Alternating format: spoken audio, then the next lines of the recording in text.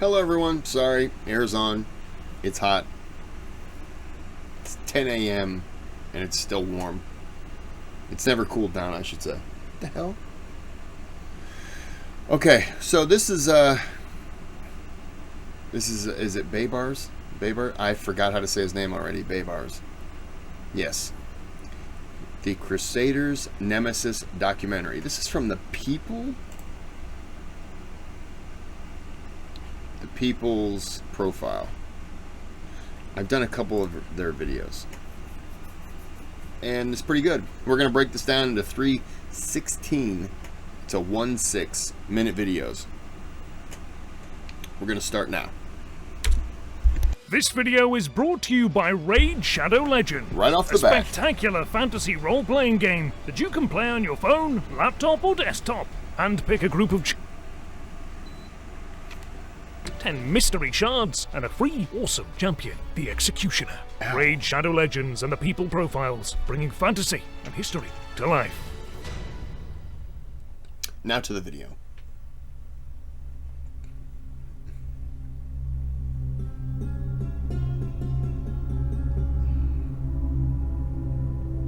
The year is 1260. Word reaches the Holy Land that an unstoppable invasion force is advancing from the north, with the aim of destroying Islam. But instead of yet another Christian crusade, the children of the Prophet now face an even more formidable foe, in the shape of the seemingly invincible Mongol Empire, that has enslaved or destroyed nearly every opponent that has dared resist it. But unbeknownst to the rampaging hordes, the Islamic Mamluks of Egypt have no intention of capitulating, and so march forth to meet the invaders in battle, led by the Sultan of Egypt, Crusaders, and his greatest commander, a man who in life would go from being a slave to one of the most feared and powerful rulers the Islamic world has ever known, Baibars. Baibars, okay.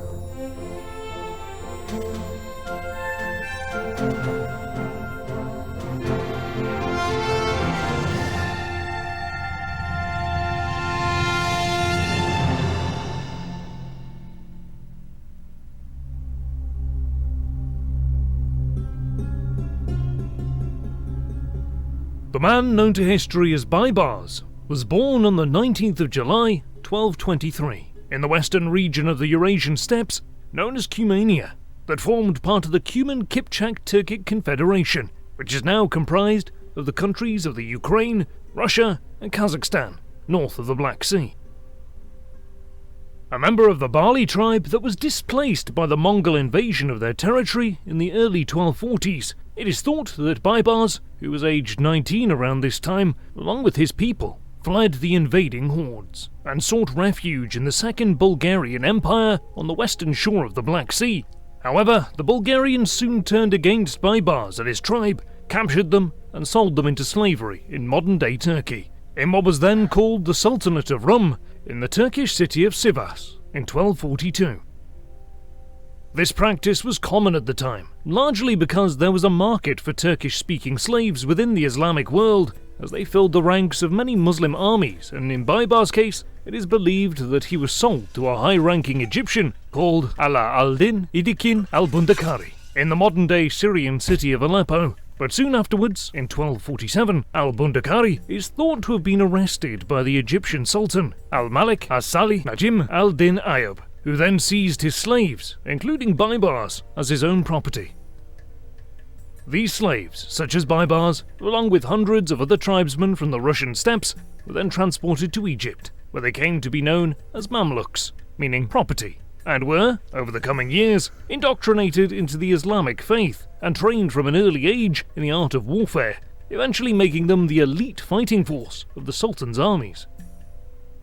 Most of these fighting slaves were still young when they started their training, which was sponsored by the Egyptian noblemen who had initially purchased them, fostering a great degree of loyalty between the slaves and their patrons, often meaning that the more talented Mamluks gained promotion to positions of high status within the Egyptian Sultanate. Therefore, we can safely assume it was through his martial excellence as well as loyalty that Baibars earned his first command within the Sultan's armies.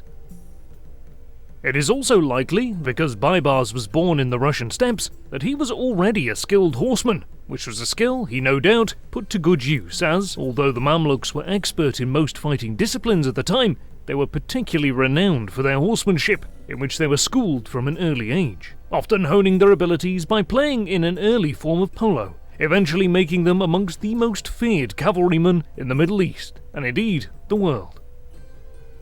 There are few accounts handed down to us regarding Baibars' own indoctrination into this elite slave fighting force, but it is likely that he soon proved himself to be amongst the very best of his Mamluk brethren, as if the accounts of him being purchased in Aleppo in Syria are to be believed, he must have risen rapidly through the ranks of the Sultan's armies, as in 1250 he was a commander against the Christians in Egypt.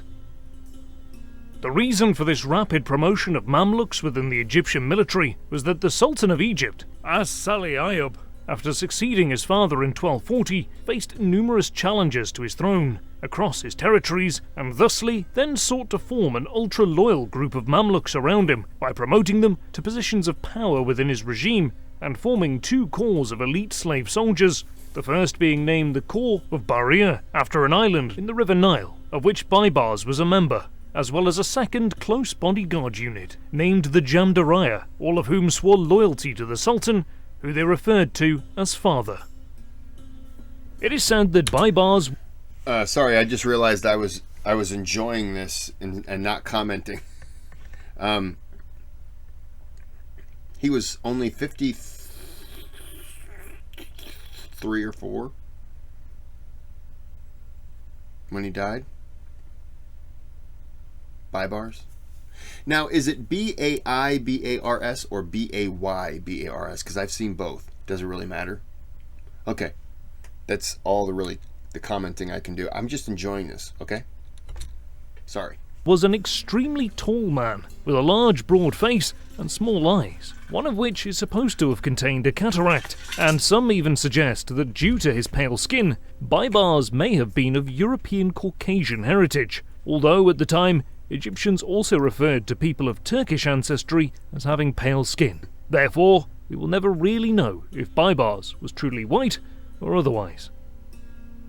The Ayyubid dynasty itself, to whom Baibars was now a loyal servant, was founded in 1171, when the Sunni Kurdish Muslim commander named Saladin overthrew the Shiite Fatimid dynasty and during his reign mobilized the previously separate Muslim states of the Middle East to fight the Christians, famously winning the Battle of Hattin against the Crusaders in July of 1187 and afterwards capturing Jerusalem itself in October of the same year. These brilliant victories meant that by the time of Salah ad-Din's death in 1193, the Egyptian Sultan had formed the most powerful Muslim sultanate in the world, stretching from modern-day Turkey to the deserts of North Africa. But upon Salah ad-Din's death, his territories were split between his two sons, Al-Aziz Uthman as the second Ayyubid Sultan of Egypt, and his second son, Al-Afdal, who became the Emir of Damascus. Following Al-Aziz Uthman's... Did the sons... did it get split because the sons didn't like each other, or there was just so much territory that one person controlling it, that's too much? So two people, they both stepped up and they kind of divided it. That's what I would guess. It was just too much territory for one person, and there's two of them, so. His reign as the second Ayyubid Sultan of Egypt, there were 4 more sultans before Al-Malik al-Salim Najim al-Din Ayyub became the 7th Ayyubid Sultan, and it was he who captured Baibars in 1240 and, as previously mentioned, took him as his slave. However, the Muslim-held territories of the Holy Land were only a loosely tied coalition of rivals by this time, who distrusted one another just as much as they did the Crusaders. Despite Saladin's successes against the Christians, the Crusader states such as the Kingdom of Jerusalem, the County of Tripoli, and the Principality of Antioch still held sway over much of the Holy Land along the eastern coast of the Mediterranean around this time, whilst Jerusalem itself was even retaken by the Christians after the 6th Crusade in 1229, but was later lost again to the Muslims in 1244. After which, the might of the Crusader states began to fade away due to weak leadership, meaning that the real power within the Crusader territories increasingly lay in the hands of the holy military orders, such as the Knights Templar, and Knights Hospitaller. Although the Christians had initially been successful in conquering much of the Holy Land, the Achilles heel of the Crusader states had been, right from the beginning, a shortage of manpower, and as the Muslim leaders such as Saladin could call upon tens, if not hundreds of thousands of troops, the Christians were forced, due to their numerical disadvantage, to construct dozens of castles and fortresses across the Holy Land, which could be manned with relatively few knights and men-at-arms. The most important of all the Christian strongholds at this time was the coastal city of Acre, that had become rich in the years since Richard the Lionheart's crusade, as the city was the multicultural trading centre of the Holy Land, and despite the fact that Christians and Muslims were supposed to be adversaries, as both sides were not unified under strong leadership, their religious ardour faded away, resulting in an uneasy, if profitable, lull in hostilities, interspersed with small-scale confrontations or failed crusades, meaning that, by and large, both sides grew richer from mutual trade, and as a result, the desire for a resumption of hostilities subsided. This reluctance to resume holy war was soon shattered, however, when the King of France, Louis IX, who was obsessed by the life of Jesus Christ, pledged to retake Jerusalem in what would prove to be the largest crusade for over 70 years, and after securing the backing of much of the French and European nobility, as well as the Church, Louis set sail from France in August of 1248 and crossed the Mediterranean, at the head of 1,800 vessels, carrying 25,000 troops. This seventh crusade would have surely been welcomed by the militarily weak Crusader states. However, the French king's target was not, at least to start with, the city of Jerusalem, but instead was the centre of Muslim power in the Middle East, that being Egypt. At first glance, the logic of attacking the Muslims at their strongest point seemed to many to be folly. Nonetheless, Louis' strategy was based on the fact that, even if the holy city of Jerusalem was retaken, the Christians could not hope to hold it for long against a full-scale attack from Egypt. Thusly, the French king decided to assault the Muslims in Egypt, and after defeating them, march from the Ayyubid capital of Cairo to the Holy Land, which would be ripe for the picking. Then, on the 5th of June 1249, after crossing the eastern Mediterranean from Crete, the Crusader army landed on the coast of Egypt, at the mouth of the River Nile near Damietta. But as the Christians neared the Egyptian coast, they were greeted by the awe-inspiring and terrifying sight of tens of thousands of the Sultan's troops waiting for them on the shoreline, their banners lined with gold, glistening in the hot African sun. Nonetheless, the Christians boarded.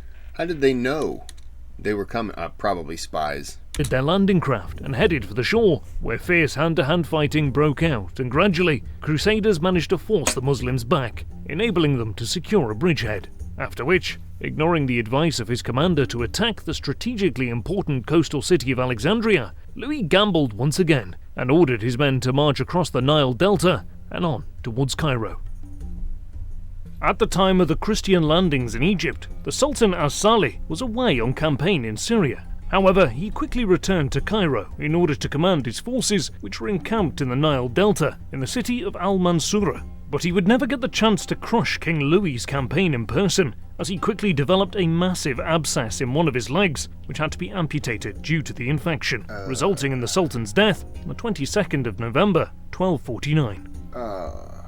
Despite having an heir in the shape of his son, Al-Muazzim Turanshah, the late Sultan Al-Saleh had never trusted or liked him, meaning that he had never publicly declared him to be his heir, and as the country was under attack, perhaps fearing that proclaiming the Sultan's death would end in an Egyptian collapse, Al-Saleh's wife, Shajar al-Dur, who was not actually Turanshah's mother, conspired with the Mamluk commanders of the Egyptian army to conceal her husband's death, in order to facilitate a transfer of power to her stepson. Before dying... Interesting. I could understand why you'd want to hide that. Because if you're in the middle of a fight,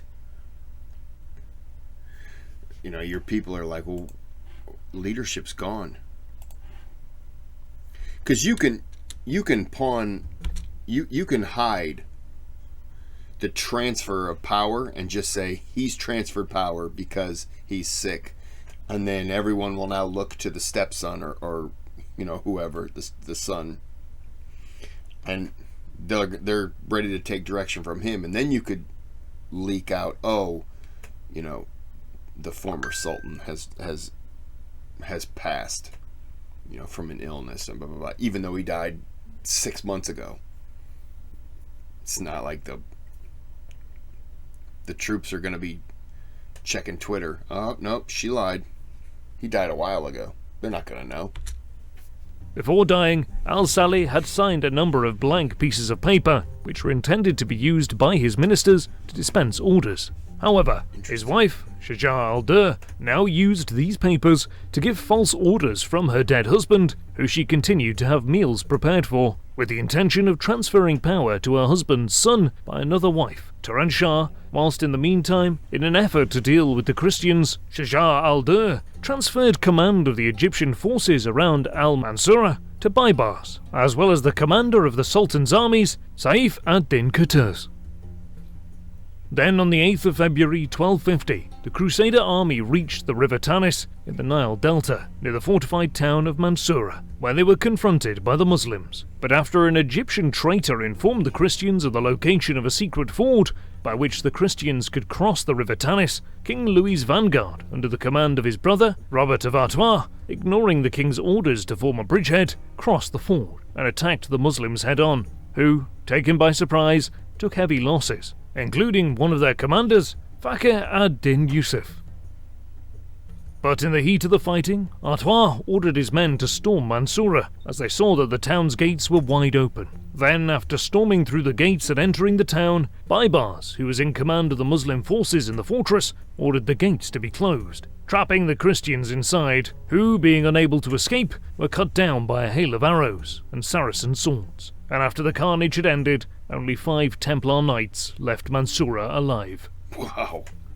At the Battle of Mansoura, Baibars had shown himself to be amongst the most talented of the Sultan's Mamluk commanders, as his actions during the confrontation had stopped the Christians dead in their tracks, and as they now could not advance towards Cairo, they were, over the coming months, forced to stand their ground, whilst their numbers were slowly worn down by Muslim attacks and the onset of disease. This defeat also marked the furthest advance of the French king's crusade, and afterwards, the Christians, through lack of supplies as well as pestilence, were forced back through the Nile Delta towards the sea, being attacked as they went, whilst King Louis, who became so racked with dysentery that his men had to cut a hole in his trousers, suffered the ultimate humiliation of being captured by the Muslims, and was ultimately ransomed at the cost of nearly 500,000 livres tournois, which was almost half of the French kingdom's annual income. Once the Seventh Crusade had ended in defeat, the victorious He's got no one to blame but himself.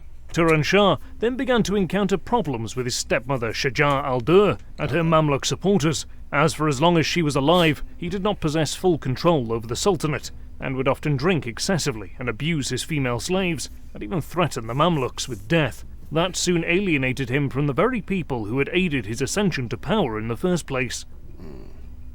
Ultimately, Turan Shah's reign would prove to be extremely short, as after he sent a message to Shajar al-Durr while she was in Jerusalem, demanding that she hand over his father's money, properties, and family jewels, Shajar al-Durr complained bitterly to the Mamluks, whose immediate response is unclear. But what we do know is that Turan Shah was eventually assassinated by the Mamluks on the 2nd of May 1250, making him the last of the Ayyubid Egyptian sultans. I'm going to go ahead and pause it there. Wow. Having the kid killed. Well,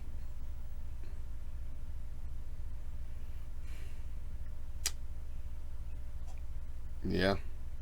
It's all about power. And he wasn't getting enough, so he demanded it from her, and she didn't want to give it up either. All right. So this is part 1. We're setting it up. We're setting it up for the big... I know that he's going to kill... I'm going to butcher the name. Qutuz. Now I'm thinking Cortez. And that ain't right. Anyways. Spoiler if you didn't know. So we're going to go ahead and end it here. Like and subscribe. And we'll be back with part 2 tomorrow. Or if this is on a Friday, it'll be Monday. So until the next time you see me, you have a good day, have a good night.